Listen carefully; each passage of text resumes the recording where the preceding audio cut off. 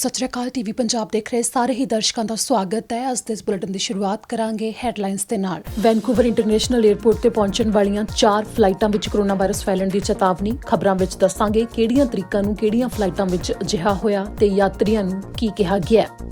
ਰੀਡੋ ਹਾਲ ਦੇ ਗਰਾਊਂਡ ਵਿੱਚ ਪਹੁੰਚਿਆ ਬੰਦੂਕ ਸਮੇਤ ਕੈਨੇਡੀਅਨ ਫੌਜ ਦਾ ਮੈਂਬਰ ਪੁਲਿਸ ਅਧਿਕਾਰੀਆਂ ਨੇ ਕੀਤਾ ਗ੍ਰਿਫਤਾਰ। ਪ੍ਰਧਾਨ ਮੰਤਰੀ ਜਸਟਿਨ ਟਰੂਡੋ ਦੇ ਨਿਵਾਸ ਕੋਲ ਵਾਪਰੀ ਇਸ ਘਟਨਾ ਦੇ ਬਾਰੇ ਦੱਸਾਂਗੇ ਪੂਰੀ ਜਾਣਕਾਰੀ।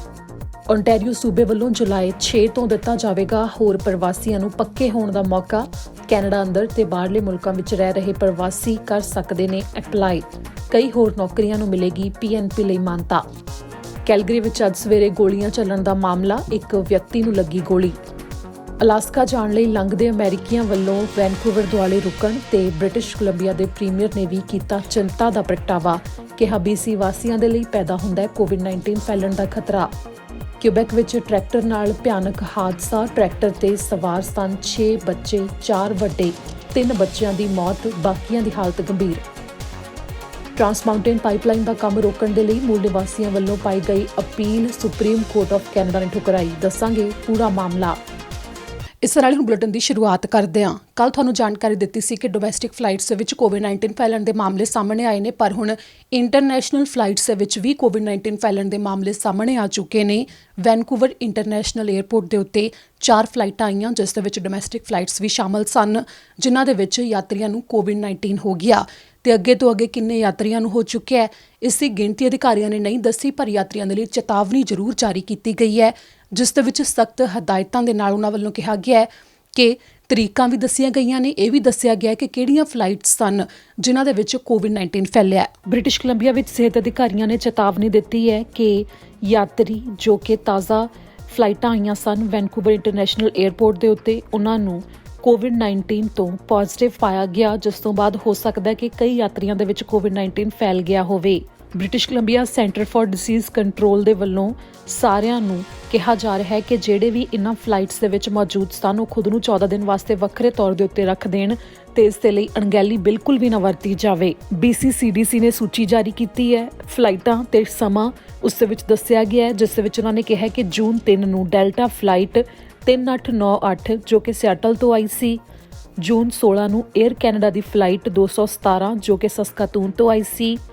ਜੂਨ 18 ਨੂੰ 에ਅਰ ਕੈਨੇਡਾ ਦੀ ਫਲਾਈਟ 557 ਜੋ ਕਿ ਲਾਸ ਐਂਜਲਸ ਤੋਂ ਆਈ ਸੀ। ਜੂਨ 21 ਨੂੰ ਫਲੇਅਰ 에ਅਰਲਾਈਨਸ ਦੀ ਫਲਾਈਟ 8102 ਜੋ ਕਿ ਟੋਰਾਂਟੋ ਤੋਂ ਆਈ ਸੀ। ਇਹ 4 ਫਲਾਈਟਾਂ ਵੈਨਕੂਵਰ ਇੰਟਰਨੈਸ਼ਨਲ 에ਅਰਪੋਰਟ ਦੇ ਉੱਤੇ ਪਹੁੰਚੀਆਂ ਸਨ, ਜਿਨ੍ਹਾਂ ਸਾਰੀਆਂ ਦੇ ਵਿੱਚ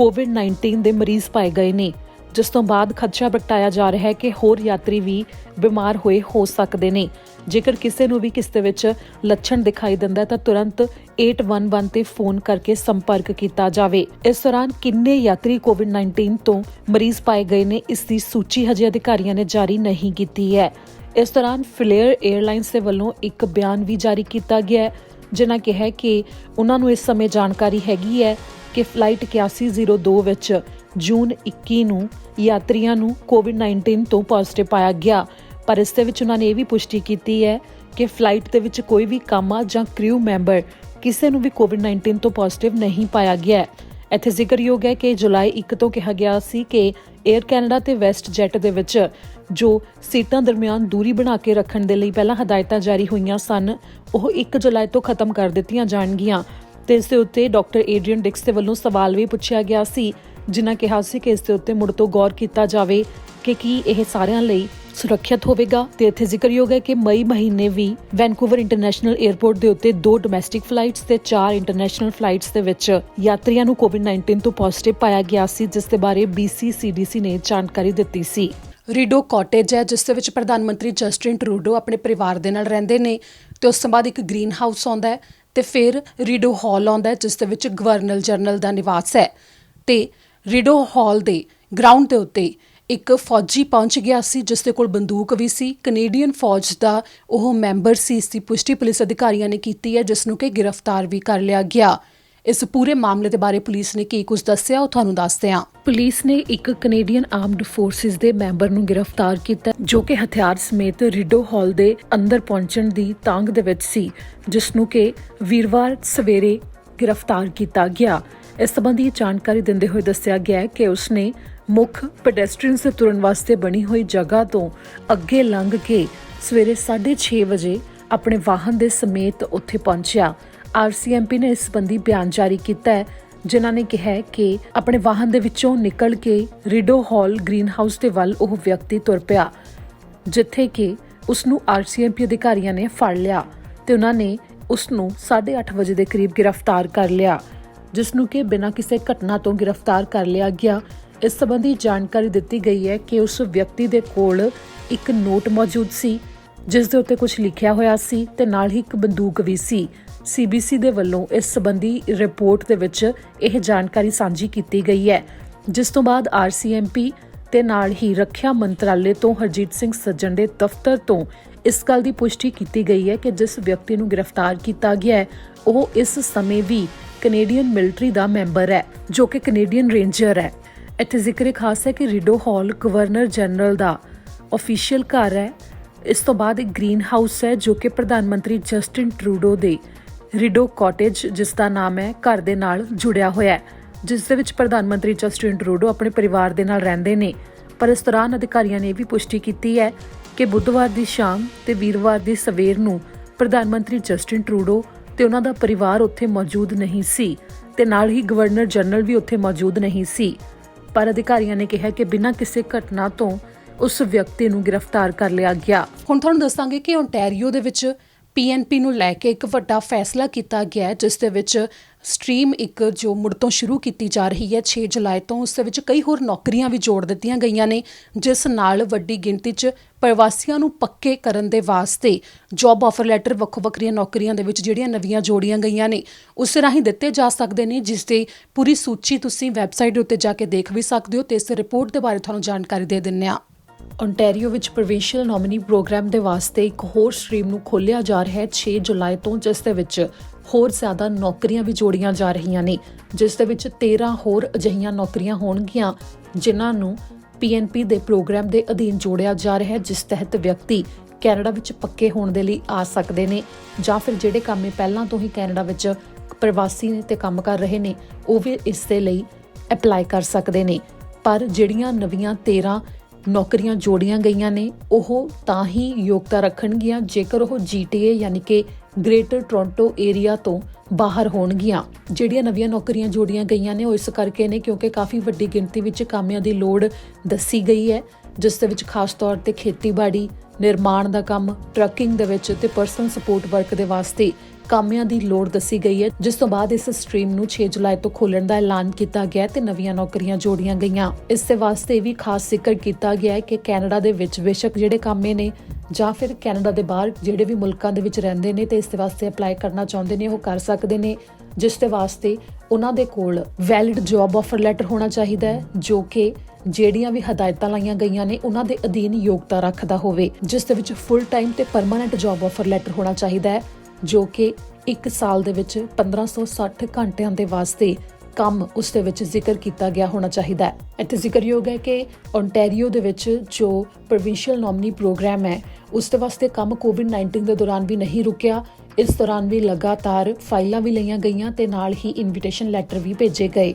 ਤੇ ਇਸ ਦੌਰਾਨ 12 ਵੱਖੋ ਵੱਖਰੇ ਸਕਿਲਡ ਵਰਕਰ ਵਪਾਰੀਆਂ ਦੇ ਵਾਸਤੇ ਡਰਾਅ 2020 ਦੇ ਵਿੱਚ ਨਿਕਲ ਚੁੱਕੇ ਨੇ, ਜਿਸ ਦੇ ਵਿੱਚ ਵੱਡੀ ਗਿਣਤੀ ਵਿੱਚ ਕਾਮਿਆਂ ਨੂੰ ਪੱਕੇ ਕਰਨ ਦੇ ਵਾਸਤੇ ਕੈਨੇਡਾ ਬੁਲਾਉਣ ਦੇ ਲਈ ਸੂਬੇ ਦੇ ਵੱਲੋਂ ਇਨਵੀਟੇਸ਼ਨ ਭੇਜੇ ਗਏ। ਇੱਥੇ ਜ਼ਿਕਰਯੋਗ ਹੈ ਕਿ ਓਨਟਾਰੀਓ ਕੈਨੇਡਾ ਭਰ ਵਿੱਚ ਅਜਿਹਾ ਸੂਬਾ ਹੈ ਜਿੱਥੇ ਸਭ ਤੋਂ ਜ਼ਿਆਦਾ ਵੱਡੇ ਪੱਧਰ ਦੇ ਉੱਤੇ PNP ਡਰਾਅ ਨਿਕਲਦੇ ਨੇ, ਕਿਉਂਕਿ ਇੱਥੇ ਕੈਨੇਡਾ ਦੇ ਵਿੱਚ ਸਭ ਤੋਂ ਜ਼ਿਆਦਾ ਆਬਾਦੀ ਪਾਈ ਜਾਂਦੀ ਹੈ ਤੇ ਨਾਲ ਹੀ ਸਭ ਤੋਂ ਜ਼ਿਆਦਾ ਵੱਡੀ ਆਰਥਿਕਤਾ ਵੀ ਹੈ। ਕੈਲਗਰੀ ਵਿੱਚ ਪੁਲਿਸ ਦੇ ਵੱਲੋਂ ਜਾਣਕਾਰੀ ਦਿੱਤੀ ਗਈ ਹੈ ਕਿ ਇੱਕ ਵਿਅਕਤੀ ਨੂੰ ਗੋਲੀ ਲੱਗੀ। ਵੀਰਵਾਰ ਦੀ ਸਵੇਰ ਨੂੰ ਇਹ ਮਾਮਲਾ ਸਾਹਮਣੇ ਆਇਆ ਜਦੋਂ ਇੱਕ ਹੋਟਲ ਦੀ ਲੌਬੀ ਵਿੱਚ ਵਿਅਕਤੀ ਨੂੰ ਜ਼ਖਮੀ ਹਾਲਤ ਵਿੱਚ ਪਾਇਆ ਗਿਆ। ਹੌਲੀਡੇ ਇਨ ਹੋਟਲ ਦਾ ਨਾਮ ਦੱਸਿਆ ਗਿਆ ਹੈ, ਜਿਸ ਦੇ ਬਾਰੇ ਦੱਸਿਆ ਗਿਆ ਕਿ 1250 ਮੈਕਕਿਨਨ ਡਰਾਈਵ ਨਾਰਥ ਈਸਟ ਦੇ ਉੱਤੇ ਸਵੇਰੇ 5 ਵਜੇ ਤੋਂ ਬਾਅਦ ਪੁਲਿਸ ਨੂੰ ਬੁਲਾਇਆ ਗਿਆ ਸੀ, ਜਿਸ ਤੋਂ ਬਾਅਦ ਜਦੋਂ ਪੁਲਿਸ ਅਧਿਕਾਰੀ ਪਹੁੰਚੇ ਤਾਂ ਉੱਥੇ ਇੱਕ ਲੌਬੀ ਵਿੱਚ ਵਿਅਕਤੀ ਮੌਜੂਦ ਸੀ ਜਿਸ ਨੂੰ ਕਿ ਗੋਲੀ ਲੱਗੀ ਹੋਈ ਸੀ।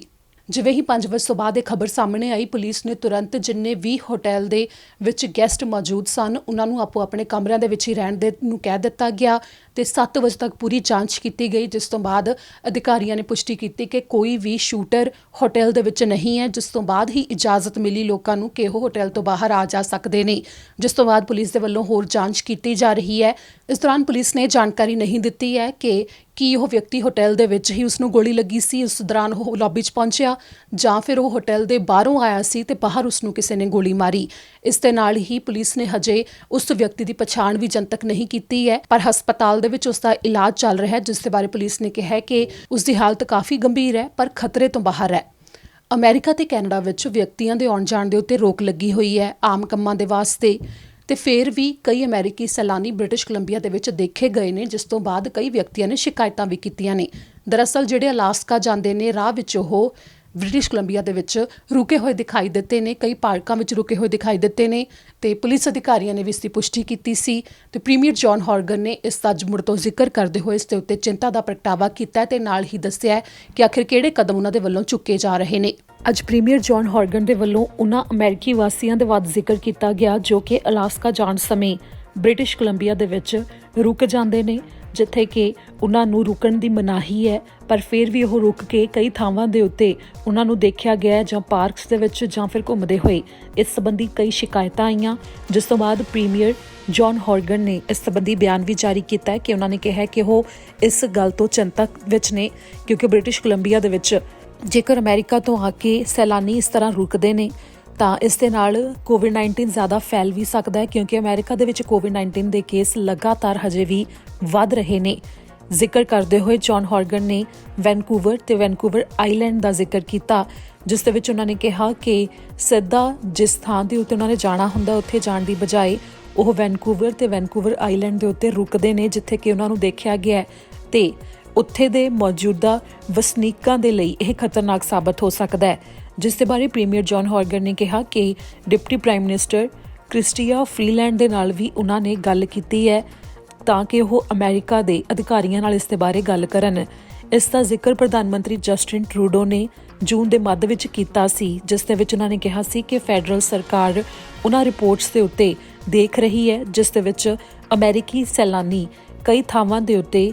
ਕੈਨੇਡਾ ਦੇ ਵਿੱਚ ਦੇਖੇ ਗਏ ਨੇ। ਇੱਥੇ ਜ਼ਿਕਰਯੋਗ ਹੈ ਕਿ ਜੁਲਾਈ 21 ਤੱਕ ਫਿਲਹਾਲ ਕੈਨੇਡਾ ਤੇ ਅਮਰੀਕਾ ਦੇ ਬਾਰਡਰ ਨੂੰ ਬੰਦ ਕਰਨ ਦਾ ਐਲਾਨ ਕੀਤਾ ਹੋਇਆ, ਜਿਸ ਦੇ ਵਿੱਚ ਜਿਹੜੇ ਅਮਰੀਕਨ ਅਲਾਸਕਾ ਜਾਂਦੇ ਨੇ ਉਹਨਾਂ ਨੂੰ ਕੈਨੇਡਾ ਦੇ ਵਿੱਚੋਂ ਹੋ ਕੇ ਜਾਣਾ ਪੈਂਦਾ ਹੈ, ਜਿਸ ਤੋਂ ਬਾਅਦ ਉਹ ਕੈਨੇਡਾ ਦੇ ਵਿੱਚ ਕਈ ਵਾਰ ਰੁਕੇ ਹੋਏ ਜਾਂ ਘੁੰਮਦੇ ਹੋਏ ਦਿਖਾਈ ਦਿੱਤੇ ਨੇ। ਅਗਲੀ ਖਬਰ ਕਿਊਬੈਕ ਤੋਂ ਹੈ, ਜੋ ਕਾਫੀ ਮੰਦਭਾਗੀ ਖਬਰ ਹੈ ਕਿਉਂਕਿ ਹਾਦਸਾ ਇੰਨਾ ਗੰਭੀਰ ਇੱਕ ਟਰੈਕਟਰ ਦੇ ਨਾਲ ਵਾਪਰਿਆ ਕਿ 3 ਬੱਚੇ ਜਿਨ੍ਹਾਂ ਦੀ ਉਮਰ 5 ਸਾਲ ਤੋਂ ਘੱਟ ਸੀ ਉਹਨਾਂ ਦੀ ਮੌਤ ਹੋ ਗਈ ਤੇ 3 ਕਾਫੀ ਗੰਭੀਰ ਹਾਲਤ ਦੇ ਵਿੱਚ ਹਸਪਤਾਲ 'ਚ ਭਰਤੀ ਨੇ ਤੇ 4 ਵੱਡੇ ਨੇ ਜਿਨ੍ਹਾਂ ਨੂੰ ਜ਼ਖਮੀ ਪਾਇਆ ਗਿਆ ਇਸ ਹਾਦਸੇ ਤੋਂ ਬਾਅਦ। ਕਿਊਬੈਕ ਦੇ ਵਿੱਚ ਇੱਕ ਛੋਟੇ ਜਿਹੇ ਭਾਈਚਾਰੇ ਦੇ ਕੋਲ ਭਿਆਨਕ ਹਾਦਸਾ ਵਾਪਰਿਆ, ਜਿਸ ਦੇ ਵਿੱਚ ਟਰੈਕਟਰ ਦੇ ਉੱਤੇ 10 ਵਿਅਕਤੀ ਮੌਜੂਦ ਸਨ ਤੇ ਜਦੋਂ ਟਰੈਕਟਰ ਹਾਦਸੇ ਦਾ ਸ਼ਿਕਾਰ ਹੋ ਗਿਆ ਤਾਂ ਉਹਨਾਂ ਦੇ ਵਿੱਚ ਮੌਜੂਦ 3 ਛੋਟੇ ਬੱਚਿਆਂ ਦੀ ਮੌਤ ਹੋ ਗਈ ਤੇ 3 ਹੋਰ ਵਿਅਕਤੀ ਜ਼ਖਮੀ ਹੋਏ ਨੇ। ਜਿਹੜੇ ਬੱਚਿਆਂ ਦੀ ਮੌਤ ਹੋਈ ਹੈ ਤਿੰਨਾਂ ਦੀ ਉਮਰ 5 ਸਾਲ ਤੋਂ ਘੱਟ ਦੱਸੀ ਜਾ ਰਹੀ ਹੈ। ਇਸ ਦੇ ਨਾਲ ਹੀ ਜਿਹੜੇ ਜ਼ਖਮੀ ਨੇ ਉਹਨਾਂ ਦੀ ਉਮਰ ਹਜੇ ਨਹੀਂ ਦੱਸੀ ਗਈ ਹੈ। ਜਿੱਥੇ ਹਾਦਸਾ ਵਾਪਰਿਆ ਇਹ ਥਾਂ ਮੌਂਟਰੀਅਲ ਤੋਂ 75 ਕਿਲੋਮੀਟਰ ਦੀ ਦੂਰੀ ਤੇ ਸਾਊਥ ਈਸਟ ਵੱਲ ਹੈ, ਜਿਸ ਦੇ ਬਾਰੇ ਪੁਲਿਸ ਅਧਿਕਾਰੀਆਂ ਨੇ ਜਾਣਕਾਰੀ ਦਿੱਤੀ ਹੈ ਕਿ ਇੱਕ ਵਿਅਕਤੀ ਨੂੰ ਉਹਨਾਂ ਦੇ ਵੱਲੋਂ ਗ੍ਰਿਫਤਾਰ ਕਰ ਲਿਆ ਗਿਆ ਜੋ ਕਿ ਟਰੈਕਟਰ ਦੇ ਉੱਤੇ 10 ਵਿਅਕਤੀਆਂ ਨੂੰ ਲਿਜਾ ਰਿਹਾ ਸੀ ਤੇ ਉਹ ਟਰੈਕਟਰ ਦੇ ਉੱਤੇ 6 ਬੱਚੇ ਮੌਜੂਦ ਸਨ, ਉਹਨਾਂ 10 ਵਿੱਚ ਤੇ 4 ਵੱਡੇ ਸਨ ਤੇ ਇਹਨਾਂ 10 ਦੇ ਵਿੱਚੋਂ 3 ਬੱਚਿਆਂ ਦੀ ਮੌਤ ਹੋਈ, 3 ਗੰਭੀਰ ਰੂਪ 'ਚ ਜ਼ਖਮੀ ਨੇ ਤੇ ਵੱਡਿਆਂ ਦੇ ਵਿੱਚੋਂ ਵੀ 2 ਦੀ ਹਾਲਤ ਗੰਭੀਰ ਬਣੀ ਹੋਈ ਹੈ ਤੇ 2 ਦੇ ਘੱਟ ਸੱਟਾਂ ਲੱਗੀਆਂ ਨੇ। ਜਿਸ ਦੇ ਬਾਰੇ ਪੁਲਿਸ ਨੇ ਇਹ ਦੱਸਿਆ ਕਿ ਉਹ ਹਾਦਸੇ ਦਾ ਕਾਰਨ ਤਾਂ ਹਜੇ ਨਹੀਂ ਦੱਸ ਸਕਦੇ ਕਿਉਂਕਿ ਉਹਨਾਂ ਦੇ ਵੱਲੋਂ ਹਜੇ ਹੋਰ ਜ਼ਿਆਦਾ ਜਾਂਚ ਕੀਤੀ ਜਾ ਰਹੀ ਹੈ, ਪਰ ਉਹਨਾਂ ਨੇ ਇਹ ਜ਼ਰੂਰ ਪੁਸ਼ਟੀ ਕੀਤੀ ਹੈ ਕਿ ਬੁੱਧਵਾਰ ਸ਼ਾਮ ਨੂੰ 7 ਵਜੇ ਦਾ ਇਹ ਮਾਮਲਾ ਹੈ, ਜਿਸ ਦੇ ਵਿੱਚ ਕੋਈ ਹੋਰ ਵਾਹਨ ਸ਼ਾਮਲ ਨਹੀਂ ਸੀ। ਜੋ ਟਰੈਕਟਰ ਨੂੰ ਚਲਾ ਰਿਹਾ ਸੀ ਵਿਅਕਤੀ ਉਸ ਦੀ 30 ਸਾਲ ਦੇ ਕਰੀਬ ਉਮਰ ਦੱਸੀ ਗਈ ਹੈ, ਜਿਸ ਨੂੰ ਕਿ ਵੀਰਵਾਰ ਦੀ ਦੁਪਹਿਰ ਨੂੰ ਫੋਨ ਰਾਹੀਂ ਹੀ ਅਦਾਲਤ ਵਿੱਚ ਪੇਸ਼ ਕੀਤਾ ਗਿਆ, ਜਿਸ ਦੇ ਨਾਮ ਨੂੰ ਜਨਤਕ ਕਰਨ ਤੋਂ ਪੁਲਿਸ ਨੇ ਇਨਕਾਰ ਕਰ ਦਿੱਤਾ ਹੈ, ਜਿਸ ਨੂੰ ਜ਼ਮਾਨਤ ਦੇਣ ਲਈ ਅਦਾਲਤ ਦੇ ਵੱਲੋਂ $5000 ਦੀ ਕੀਮਤ ਰੱਖੀ ਗਈ ਤੇ ਨਾਲ ਹੀ ਕਈ ਹਦਾਇਤਾਂ ਵੀ ਉਸ ਦੇ ਉੱਤੇ ਹੋਰ ਜ਼ਿਆਦਾ ਲਗਾਈਆਂ ਗਈਆਂ ਨੇ। ਜਿਸ ਨੂੰ ਕਿ ਇਹ ਵੀ ਕਿਹਾ ਗਿਆ ਹੈ ਕਿ ਉਹ ਕੋਈ ਵਾਹਨ ਨਹੀਂ ਚਲਾ ਸਕਦਾ। ਟਰੈਕਟਰ ਵੀ ਉਸ ਸਮੇਂ ਚਲਾ ਸਕਦਾ ਹੈ ਜਦੋਂ ਉਹ ਇਕੱਲਾ ਹੋਵੇ, ਉਸ ਦੇ ਨਾਲ ਕੋਈ ਵੀ ਮੌਜੂਦ ਨਹੀਂ ਹੋਵੇਗਾ। ਮੂਲ ਨਿਵਾਸੀਆਂ ਦੇ ਕੁਝ ਸੰਗਠਨਾਂ ਦੇ ਵੱਲੋਂ ਲਗਾਤਾਰ ਟਰਾਂਸ ਮਾਊਂਟੇਨ ਪਾਈਪਲਾਈਨ ਨੂੰ ਅੱਗੇ ਵਧਾਉਣ ਤੇ ਰੋਕ ਦੀ ਮੰਗ ਕੀਤੀ ਜਾ ਰਹੀ ਸੀ। ਸੁਪਰੀਮ ਕੋਰਟ ਤੱਕ ਪਹੁੰਚ ਕੀਤੀ ਗਈ ਤੇ ਸੁਪਰੀਮ ਕੋਰਟ ਨੇ ਅੱਜ ਇਸ ਸੰਬੰਧੀ ਫੈਸਲਾ ਸੁਣਾ ਦਿੱਤਾ, ਜਿਨ੍ਹਾਂ ਨੇ ਮੂਲ ਨਿਵਾਸੀਆਂ ਦੇ ਵੱਲੋਂ ਪਾਈ ਗਈ ਅਪੀਲ ਨੂੰ ਖਾਰਜ ਕਰ ਦਿੱਤਾ ਹੈ। ਸੁਪਰੀਮ ਕੋਰਟ ਆਫ ਕੈਨੇਡਾ ਨੇ ਬ੍ਰਿਟਿਸ਼ ਕੋਲੰਬੀਆ ਤੋਂ ਫਰਸਟ ਨੇਸ਼ਨਸ ਦੇ ਵੱਲੋਂ ਟਰਾਂਸ ਮਾਊਂਟੇਨ ਪਾਈਪਲਾਈਨ ਨੂੰ ਅੱਗੇ ਵਧਾਉਣ ਤੋਂ ਰੋਕਣ ਦੇ ਵਾਸਤੇ ਪਾਈ ਗਈ ਅਪੀਲ ਨੂੰ ਰੱਦ ਕਰ ਦਿੱਤਾ ਹੈ। ਅਦਾਲਤ ਨੇ ਅੱਜ ਸਵੇਰੇ ਹੀ ਇਸ ਅਪੀਲ ਨੂੰ ਰੱਦ ਕੀਤਾ ਹੈ, ਜਿਸ ਦੇ ਨਾਲ ਟਰਾਂਸ ਮਾਊਂਟੇਨ ਪਾਈਪਲਾਈਨ ਨਾਲ ਸੰਬੰਧਿਤ ਫਰਸਟ ਨੇਸ਼ਨ ਤੇ ਨਾਲ ਹੋਰ ਜਿੰਨੇ ਵੀ ਵਿਅਕਤੀ ਇਸ ਪਾਈਪਲਾਈਨ ਨੂੰ ਅੱਗੇ ਵਧਾਉਣ ਦੇ ਖਿਲਾਫ ਸਨ, ਉਹਨਾਂ ਦਰਮਿਆਨ ਤੇ ਇਸ ਪਾਈਪਲਾਈਨ ਨੂੰ ਪਾਉਣ ਵਾਲੇ ਸਨ ਜਿਹੜੇ ਉਹਨਾਂ ਦਰਮਿਆਨ ਜਿਹੜੀ ਇਸ ਸਮੇਂ ਤੱਕ ਲੜਾਈ ਚੱਲ ਰਹੀ ਸੀ, ਉਹ ਲੰਮੇ ਚਿਰ ਤੋਂ ਚੱਲ ਰਹੀ ਸੀ, ਜੋ ਕਿ ਹੁਣ ਖਤਮ ਹੋ ਗਈ ਜਾਪ ਰਹੀ ਹੈ, ਕਿਉਂਕਿ ਸੁਪਰੀਮ ਕੋਰਟ ਆਫ ਕੈਨੇਡਾ ਨੇ ਹੀ ਇਸ ਦੇ ਉੱਤੇ ਸੁਣਵਾਈ ਕਰਨ ਤੋਂ ਇਨਕਾਰ ਕਰ ਦਿੱਤਾ ਹੈ।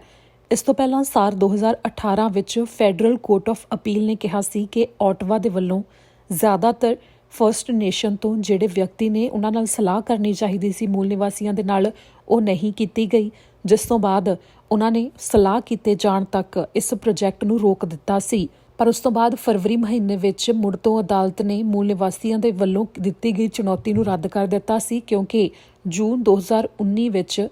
ਫੈਡਰਲ ਸਰਕਾਰ ਨੇ ਮੁੜ ਤੋਂ ਪ੍ਰੋਜੈਕਟ ਨੂੰ ਸ਼ੁਰੂ ਕਰਨ ਦਾ ਐਲਾਨ ਕਰ ਦਿੱਤਾ ਸੀ, ਇਹ ਕਹਿੰਦੇ ਹੋਏ ਕਿ ਉਹਨਾਂ ਨੇ ਚੰਗੀ ਤਰ੍ਹਾਂ ਮੂਲ ਨਿਵਾਸੀਆਂ ਦੇ ਨਾਲ ਸਲਾਹ ਕਰ ਲਈ ਹੈ ਤੇ ਇਸ ਦੇ ਉੱਤੇ ਸਾਰੀਆਂ ਧਿਰਾਂ ਦੇ ਦਰਮਿਆਨ ਪੂਰੀ ਤਰ੍ਹਾਂ ਗੱਲਬਾਤ ਹੋਈ ਹੈ। ਅਪ੍ਰੈਲ ਮਹੀਨੇ ਮੂਲ ਨਿਵਾਸੀਆਂ ਨੇ ਸੁਪਰੀਮ ਕੋਰਟ ਆਫ ਕੈਨੇਡਾ ਦੇ ਵਿੱਚ ਇਸ ਕੇਸ ਦੀ ਸੁਣਵਾਈ ਕਰਨ ਦੇ ਵਾਸਤੇ ਕਿਹਾ ਸੀ, ਜਿਸ ਨੂੰ ਕਿ ਅੱਜ ਅਦਾਲਤ ਨੇ ਰੱਦ ਕਰ ਦਿੱਤਾ ਹੈ ਤੇ ਇਸ ਦੇ ਉੱਤੇ ਕੋਈ ਵੀ ਕਾਰਨ ਨਹੀਂ ਦਿੱਤਾ ਗਿਆ ਹੈ। ਇੱਥੇ ਜ਼ਿਕਰਯੋਗ ਹੈ, ਇਸ ਪਾਈਪਲਾਈਨ ਨੂੰ ਇਸ ਕਰਕੇ ਹੋਰ ਜ਼ਿਆਦਾ ਵਧਾਇਆ ਜਾ ਰਿਹਾ ਹੈ